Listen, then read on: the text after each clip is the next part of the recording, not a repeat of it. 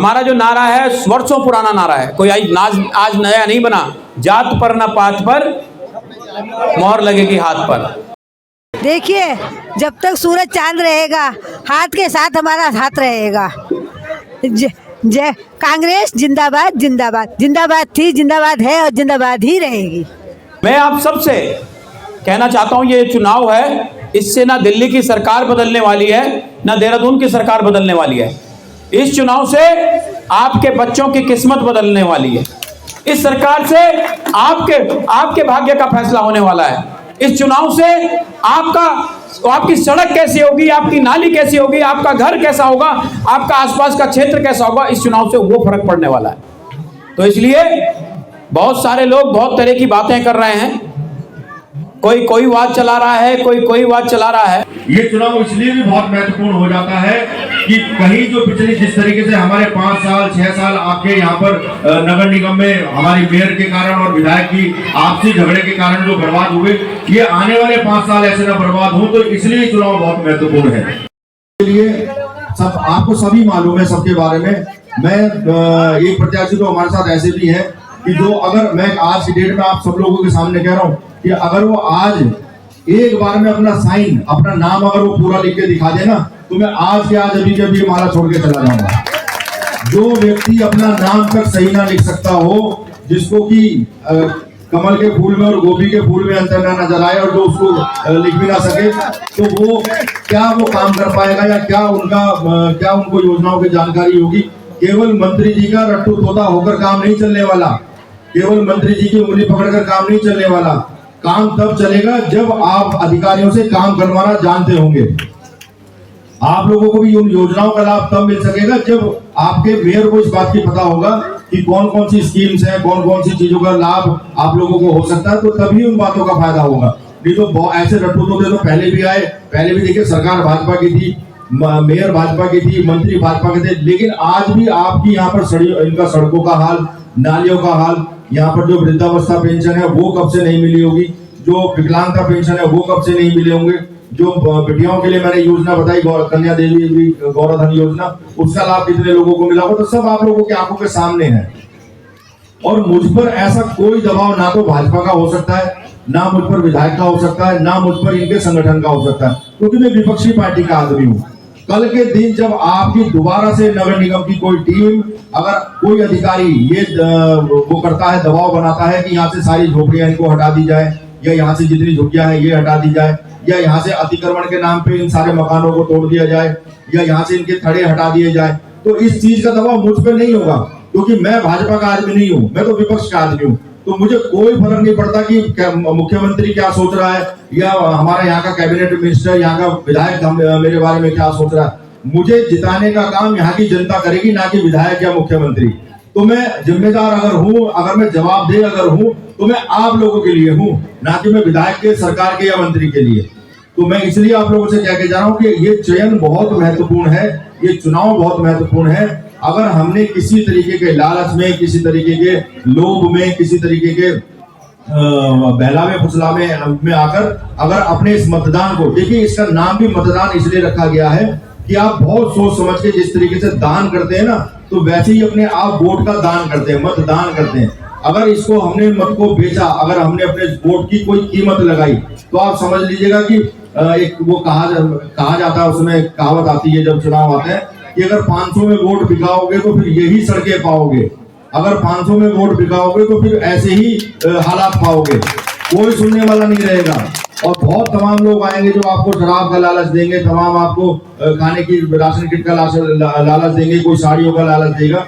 ये अगर आपने ये सोच के अगर ये इसमें अपना वोट खराब किया, तो आने वाले 5 साल सिर्फ और सिर्फ सिर पीटना रह जाएगा और सिर्फ पछतावा रह जाएगा। तो उसमें ना तो फिर विशाल सिंह आंसू कुछ कर पाएगा, ना फिर दीपक कुछ कर पाएगा।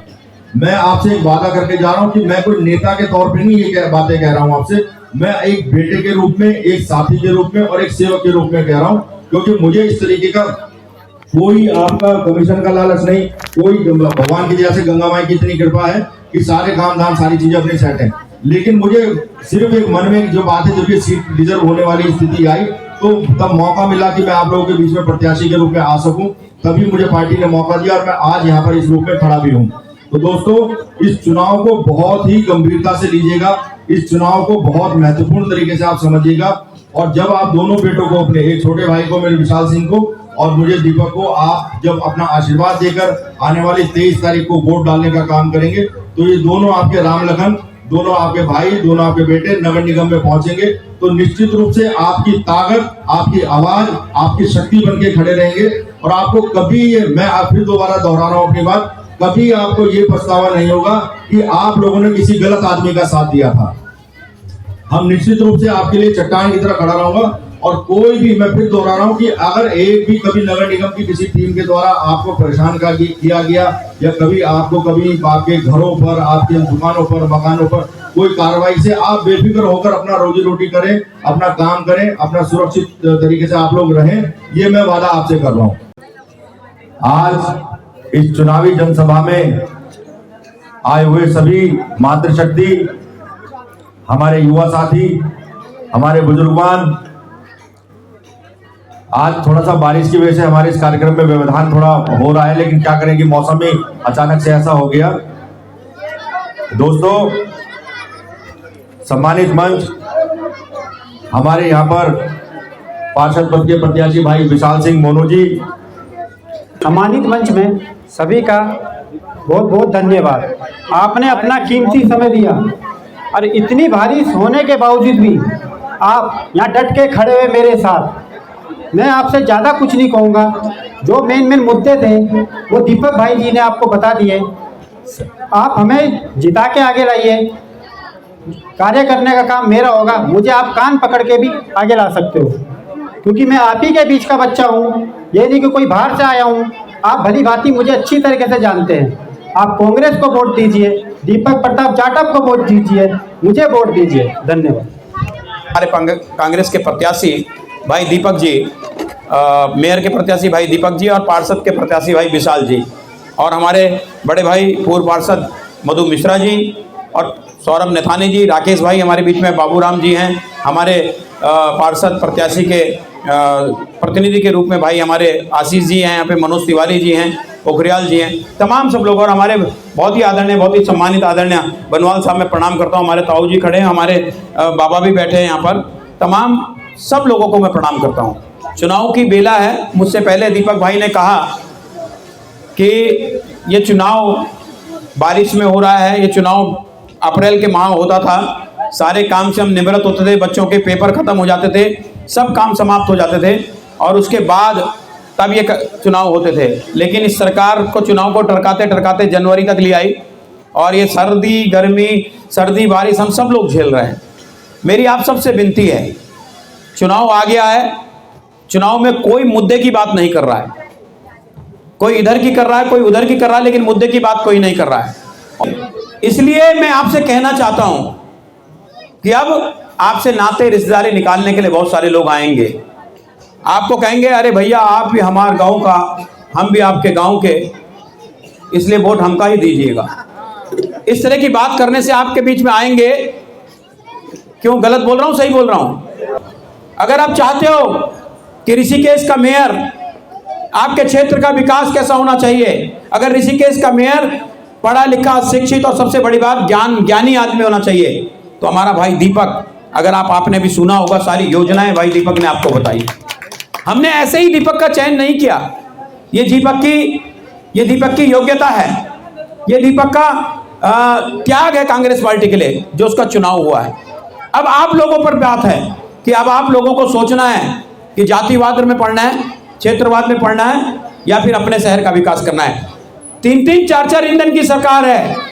सुनिए गुनगुन बाबा, एक सभा में तिलक रोड पर मंत्री जी कह रहे थे ये शंभू जी नहीं है, शंभू नहीं है लड़ रहे हैं चुनाव, हम हैं, ये फलाने नहीं है, हम हैं। अरे भैया, अगर तुम ही हो तो तुम ही लड़ जाओ मेयर का चुनाव, शंभू जी को क्यों लड़ा रहे हो? कठपुतली लड़ाने का काम कर रहे हैं। तो आप समझ ले, बीजेपी का प्रत्याशी कठपुतली के रूप में काम कर रहा है। अगर आप जातिवाद और क्षेत्रवाद के नाम पर बीजेपी को वोट देने का दोबारा काम करेंगे तो अब आप समझ लीजिए आप अपने पैरों पर अपने आप ठोकर मारने का काम करेंगे।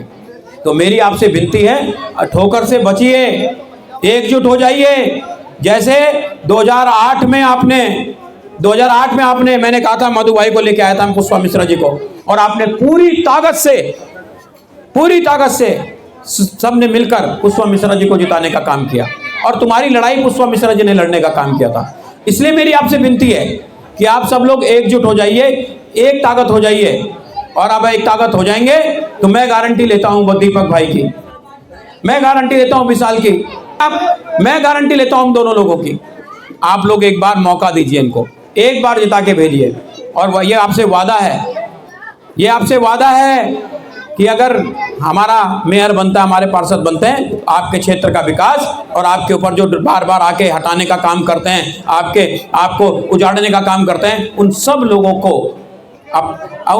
को योजनाबद्ध के तरीके से बसाने का काम भी किया जाएगा, उन सब लोगों की रक्षा करने का काम भी किया जाएगा। ये आज़ादी से पहले का नारा है। आज़ादी से पहले रवि बोलते थे, हम जात पर न पात पर, हम कांग्रेस की बात पर मोहर लगेगी हाथ पर। तो हम सब लोगों से, आप सबसे उम्मीद करता हूं कि आप सब लोग एकजुट होकर भाई दीपक प्रताप जाटव, भाई विशाल सिंह जी को कांग्रेस के चुनाव निशान पर वोट देकर विजयी बनाएंगे।